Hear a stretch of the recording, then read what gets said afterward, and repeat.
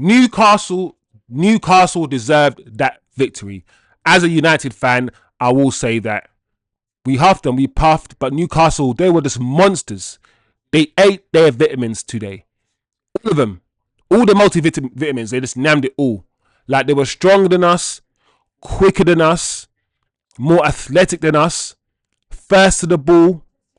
They made our wing backs look stupid. They made Dalot and Mazraoui look like championship first division level players. Amas struggled at the back. The goalkeeper, we're going to talk about the goalkeeper, but he had a horrible game. And once again, I want to talk about the goalkeeping situation, because I think today showed that as much as, yes, both goalkeepers perhaps are not good enough, the issue is not just the goalkeeping. The issue is the system, the defending around the goalkeeper. If the goalkeeper parries the ball out, don't forget, for him to parry the ball out, it means he's initially saved it. It means his first job of saving it has been complete. A lot often when I see goalkeepers parry the ball out, the defenders are there to clear the ball, not our defenders. So we're going to talk about it. We're going to talk about Zirkzee today, because he had an okay game until he got injured. What does the injury mean for Man United going forward, knowing that Hojlund has been miss? Not even hit and miss. He's just been miss. He's been missing. I don't know where he is. And now we're going to be stuck with Hojlund for the rest of the season with no Zirkzee at all. I'm pretty sure that injury is going to rule him out for the rest of the season. Garnacho, yes, he scored today, but once again, non-existent, not enough, not good enough, not a threat to me. There's a lot to do in this Man United team. There's a lot for this manager to do in the summer. But today, like I said, the first half was not bad. The first half ended 1-0. So, or was it 1-0? I can't remember. It was 1-0. It was 1-0 by half time. At that time, of course, listen, that goal from Tonali, that's why I say I can't fully complain, because that touch over the top from Isak, I don't think you guys understand how good that touch was. It was perfect. And that shot from Tonali, first time shot, volley, bottom corner, superb. Superb. Our goal came against run of play, on the counter. But once again, we saw Dalot bursting through, and I said it in my watch along. Because Garnacho holds the right wing rather than play inside, Dalot many times in the first half had to drive infield. Our goal came from the fact that Dalot drove infield, ran infield because Garnacho was hogging the touchline, shifted it to Garnacho, slipped it to him, and he scored with a left foot, side foot finish, which was a really nice finish. 1-0, finally poised, soon as Zirkzee got subbed. And I know Zirkzee got subbed after we conceded the second goal. But as soon as Zirkzee got subbed, I knew it was done.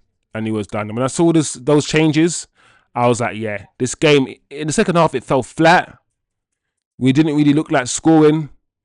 Newcastle just dominated us. We once again, we looked like we were just looking to counter-attack. And that's what we were looking to do. Newcastle were the ones playing football, finding their man, transitioning the ball from defence to attack smoothly. Not counter-attacking, they were building up.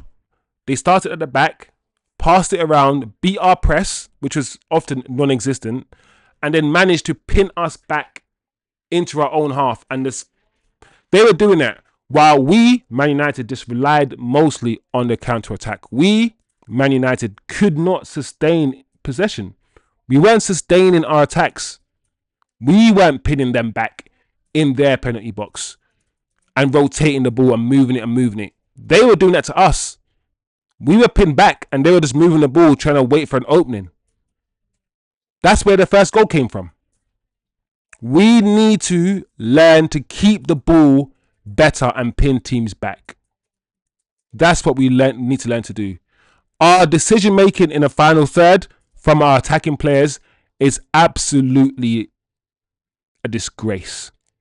There's so many things. Buying there, everyone's asking for buying there to play. He played today. He made a mistake. It's his first game for a while, and I always feel like goalkeepers don't get the grace that outfield players get. They don't get, when they make a mistake, it leads to a goal. We can see the goal when the goalkeepers make a mistake. When outfield players make a mistake, it doesn't always lead to a goal. So goalkeepers don't have the same grace. And that's why I'm always, I have a little bit of sympathy for guys that buy in there, and a little bit for Onana. Because the goalkeeper's only as good as the defense in front of him. And both, I could say our defense and our structure, while it has improved and it has got better, there's still individual errors in our defensive structure. And that lets the goalkeeper down. Our defenders are not quick to the ball. Our defenders are not reactive. Today I saw Lenny Euro. And listen, this kid's had a good game. His previous game was good. He's been playing well, Lenny, especially attacking wise. He scored the other day, but we have to keep it up 100. And Lindelof, he's not. Listen, I've been saying Lindelof needs to leave the club for a long time, so I don't need to start on Lindelof. But Lenny today, he was very passive in his defending. He stood and watched while, the first goal, that was his man. Tonali was his man that ran off his shoulders. Ran off the back of him. And I felt like today in the box, he was a bit too passive and he wasn't focused enough to smell the danger. And I feel like smelling danger comes with experience as well. So maybe in time, he will become better at identifying the danger. But right now, he looks like a young, enthusiastic defender that's very good athletically, physically, and technically, but his concentration sometimes can be a bit off. So, yeah, I don't know, man. Defensively, we weren't good. Dallo, attacking wise, gave us an outlet, but defensively, on the right hand side, both him and Mazraoui, especially in the second half, they were just missing. They were getting tormented, just like the guys on the left hand side. And the midfield duo of Eriksen and Ugarte, they were giving the ball away at every opportunity.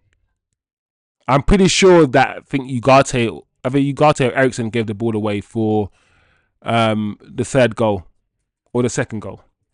So, not a good game. Not a good game, all in all, not a good day for Man United. Not a good day. Not many positives. The negatives are our second goalkeeper is not much better than our first goalkeeper. Zirkzee is injured probably for the rest of the season, so we're stuck with Hojlund. That's not good. We need options. Those are the biggest taking points from this match. So we keep it moving. We move, guys. Let me know your thoughts on the game as usual. If you disagree with anything I've said, just comment below. Smash the like, share the video, do all of that. Road to 1,000 subscribers. I'm pushing it, man. I want to get there. Help me out if you can. Show some love. And yeah, big up yourself, people.